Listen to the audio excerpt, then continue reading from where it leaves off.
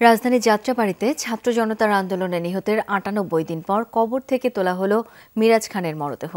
আদালতের নির্দেশে ভোরে লালমনিরহাটের আদিতমারীর মহিষখোঁচা এলাকার পারিবারিক কবরস্থান থেকে মরদেহটি উত্তোলন করে পুলিশ। ময়নাতদন্তের জন্য নেওয়া হয় রংপুর মেডিকেলের মর্গে।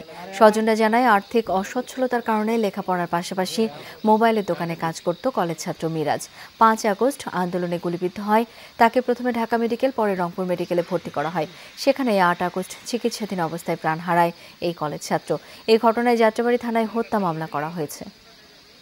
বিজ্ঞ আদালতের আদেশক্রমে উত্তোলনের জন্য নির্বাহী ম্যাজিস্ট্রেট লালমনিরহাট মহোদয়ের উপস্থিতিতে আমরা লাশ উত্তোলন করেছি মামলা তদন্তের স্বার্থে।